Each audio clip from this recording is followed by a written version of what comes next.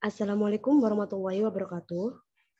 Kami dari kelompok A dengan anggota 1 Wahyu Wirayuda dengan NIM 001, Cindy Ruanda Astuti dengan NIM 014, dan Ayu Kurnialis dengan NIM 033. Di sini kami akan menyampaikan presentasi mengenai indikator dilution with continuous injection.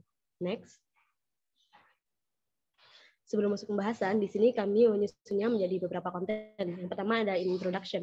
Di sini memuat pengertian indikator dilution, kemudian faktor penyebab kesalahan pengukuran pada indikator dilution, kemudian pada core, di sini ada prinsip dasar indikator dilution with continuous injection, kemudian analisis rumus indikator dilution with continuous injection, kemudian ada type of IDCE, atau di sini memuat metode-metode dalam indikator dilution dengan continuous injection, dan yang terakhir aplikasi. Di sini kami menganalisis pada alat SP100 spirometer contact medical system. Next. Yang pertama tentang pengertian indikator dilution. Jadi indikator dilution atau dalam bahasa Indonesia berarti indikator pengenceran merupakan sebuah metode untuk mengukur aliran di dalam pembuluh darah yang sangat luas. Banyak metode dan sensor yang digunakan bervariasi bergantung dari indikator yang digunakan. Perbedaan besar terlihat antara metode yang berdasarkan continuous injection dan metode berdasarkan injection single bolus. Kemudian, metode continuous injection cocok untuk mengukur aliran secara kontinu. Contohnya adalah Fick method dan warm thermodilution. Kemudian, metode berdasarkan injection single bolus tidak cocok untuk mengukur aliran secara kontinu. Contoh metode dari injection single bolus adalah cold thermodilution, dye dilution, dan lithium dilution. Nah, di sini kami mengangkat yang pada metode continuous injection. Next. Kemudian di sini ada beberapa faktor penyebab kesalahan pada pengukuran indikator dilution. Jadi metode indikator dilution atau pengenceran indikator yang digunakan untuk estimasi aliran atau F, waktu transit rata-rata atau T, dan dispersi, dan volume waktu transit rata-rata dalam sirkulasi dapat mengalami kesalahan ketika yang pertama ketika aliran tidak lunak.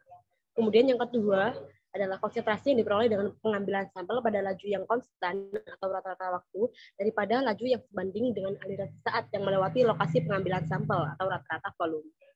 Next.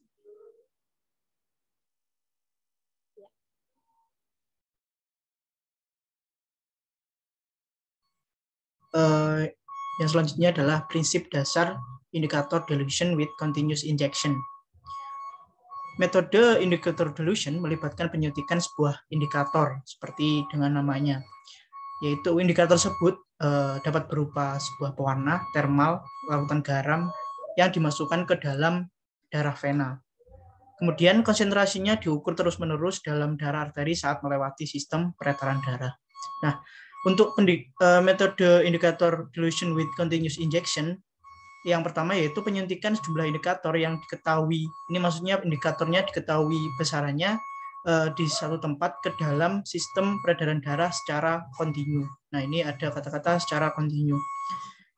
Yang kedua, terus nanti mengukur perubahan konsentrasi secara kontinu.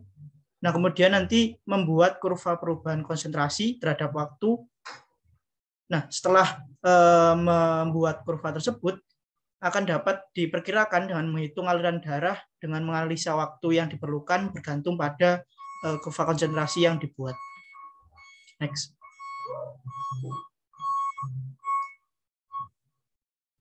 Nah, ini merupakan ilustrasi di mana untuk yang aliran ini merupakan aliran darah seperti itu. Nah, untuk injection-nya kita beri injection sebuah indikator atau sebuah zat. Nah, nantinya sebuah zat ini sudah diketahui mulai dari dosisnya atau nanti jumlah dosisnya berapa seperti itu. Nah, kemudian nanti untuk alirannya akan berubah mengikuti dosis yang diberikan melalui injection tersebut. Nah, darah tersebut akan dideteksi dengan detektor ini, yang nantinya detektor akan mengukur besar konsentrasi dari aliran darah tersebut. Next. Nah, berikutnya adalah analisa rumus indikator dilution with continuous injection. Seperti ilustrasi yang tadi, ketika sejumlah zat atau dalam hal ini indikator sebesar M0 diberikan ke dalam darah dengan volume V, maka nilai konsentrasi didefinisikan sebagai berikut, yaitu C sama dengan M0 per V. M0-nya di sini massa dari zat atau dosisnya, yang diberikan V adalah volume. Nah, ketika jumlah zat atau indikator sebesar M ditambahkan lagi, maka peningkatan konsentrasi atau perubahan perubahan konsentrasi yang didapat didefinisikan sebagai berikut, yaitu delta C sama dengan M per V, dengan M tadi dosis yang ditambahkan lagi. Next. Nah, kemudian ketika volume fluida dalam ruang yang diukur secara terus-menerus dikurangi, maka untuk mempertahankan perubahan konsentrasi yang ada, jumlah indikator per satuan waktu harus ditambahkan secara terus-menerus. Nah, ini merupakan gambaran dari metode continuous injection-nya. Jadi ditambahkan secara terus-menerus, yaitu dengan rumus, sehingga rumusnya didefinisikan sebagai berikut. Delta C sama dengan dm per dt, atau turunan dari diferensiasi dari dosis per satuan waktu dibagi dengan dv per dt, atau volume per waktu. Nah, dari perumusan tersebut, aliran darah dapat ditentukan dengan rumus sebagai berikut. Dengan aliran darah yaitu F sama dengan dv per dt. Nah, dv per dt melihat dari persamaan yang atas sama dengan dm per dt per delta C. Nah, kemudian dari perumusan ini akan didapat besaran berupa aliran darahnya. Next.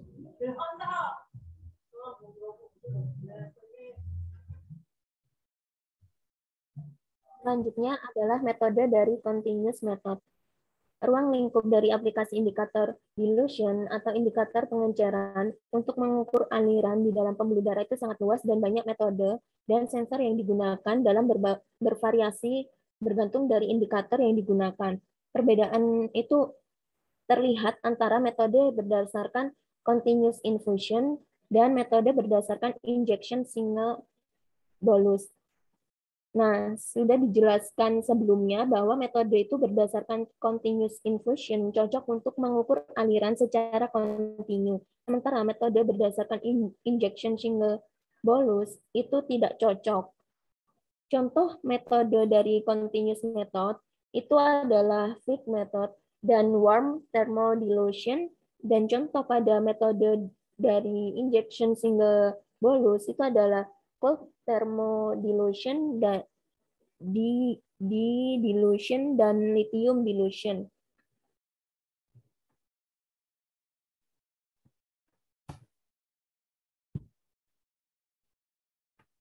Selanjutnya adalah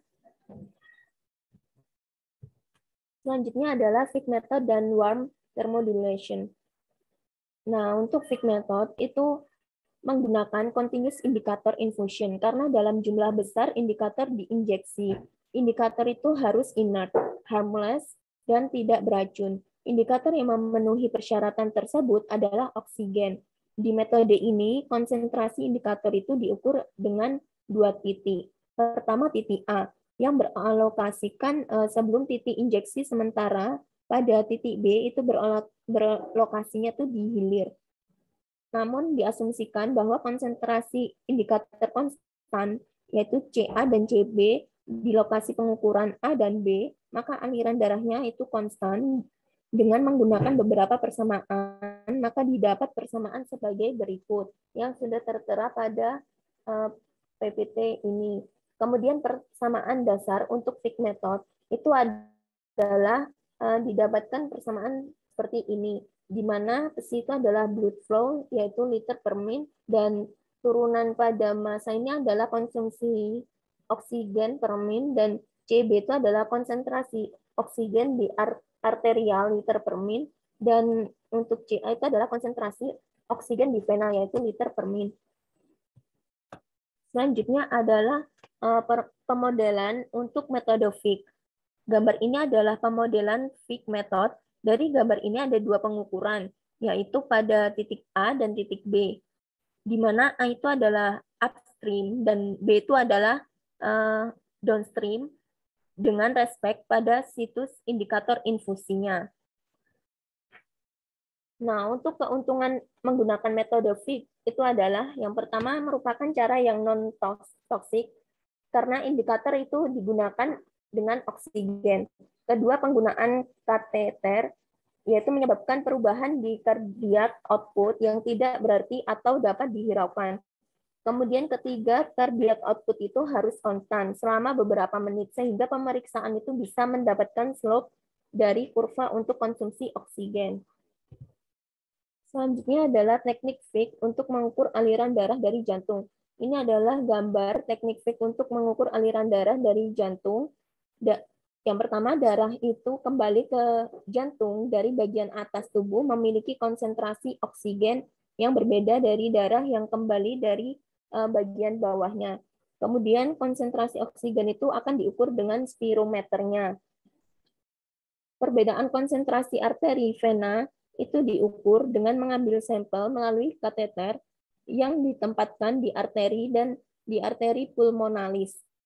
Untuk CV itu dapat diukur di arteri pulmonalis setelah dicampur oleh aksi pemompaan ventrikel kanan. Kemudian dokter itu dapat mengukur konsentrasi CA darah yang teroksigenasi di arteri manapun.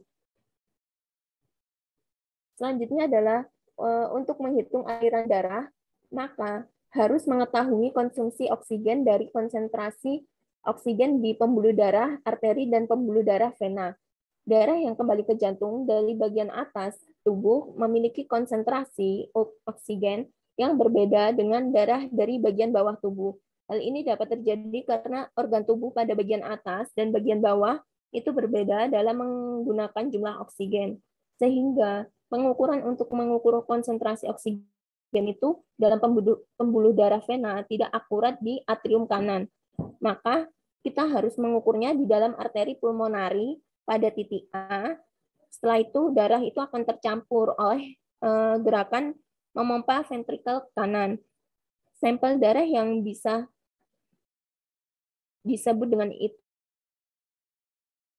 adalah mixed venous blood yang akan ditarik oleh kateter yang dimasukkan melalui jugular vein atau subclavian vein yang melewati ke atrium kanan dan ventrikel kanan sampai ke arteri pulmonari. Lalu sampel darah itu yang tadinya diambil dari arteri pulmonari, maka dapat dianalisis dengan menggunakan gas analyzer untuk menentukan konsentrasi oksigen sehingga akan didapatkan nilai CA seperti rumus sebelumnya. Untuk mengukur konsentrasi oksigen di pembuluh darah arteri atau disebut dengan CB, sampel darah itu bisa diambil di arteri lengan atau arteri kaki. Lalu untuk mengukur konsumsi oksigen itu digunakan dengan spirometer. Seperti gambar sebelumnya tadi. Kemudian orang tersebut mencoba untuk bernafas dengan oksigen murni dari spirometer. Karbon dioksida itu akan dikeluarkan dari proses pernafasan, diserap oleh pseudolymph absorber, sehingga injection rate oksigen atau konsumsi oksigen itu dapat langsung dihitung dengan menggunakan net gas flow. Kemudian untuk yang alatnya di sini kami analisis dari SP100 spirometer. Jadi SP100 spirometer adalah perangkat pengujian fungsi paru-paru portabel yang digunakan untuk memeriksa parameter terkait fungsi paru-paru untuk pasien. Di sini fungsi vital SP100 spirometer, pengukuran kapasitas vital paksa atau FVC, kapasitas vital VC or SVC, ventilasi sukarela maksimum MVV, dan fungsi yang relevan lebih dari 50 parameter dapat diukur dan ditampilkan untuk beberapa kali pengukuran. Hasil optimal akan ditampilkan. Kondisi subjek dapat ditunjukkan dengan rasio nilai terukur dan nilai prediksi. Next. Kemudian di sini ada spesifikasi dari SP100 spirometer. Yang pertama ada dimensi. Di sini ukurannya 315 mm dikali 215 dikali 92 mm. Kemudian untuk beratnya 1,8 kg. Volumenya sekitar plus minus 10 volume. Kemudian akurasinya plus minus 3% atau plus minus 0,05 liter. Kemudian untuk flow range-nya plus minus 16 liter per sekon. Kemudian untuk flow akurasinya plus minus 5% atau plus minus 0,2 liter per sekon. Kemudian untuk power supply ada 100 volt sampai 240 volt atau 50 Hz sampai 60 Hz. Input powernya 60 volt ampere, kemudian safety type class 1 equipment type BF applied part. Kemudian LCD screen 7 color TFT touch screen.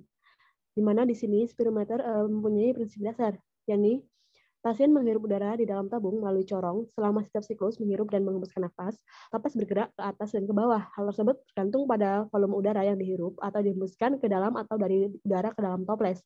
Berat yang terkait pada tali bergerak naik turun bergantung pada gerakan kunci bel. Kemudian sebuah pena melekat pada berat yang menggambar grafik pada kertas yang menempel pada drum yang berputar.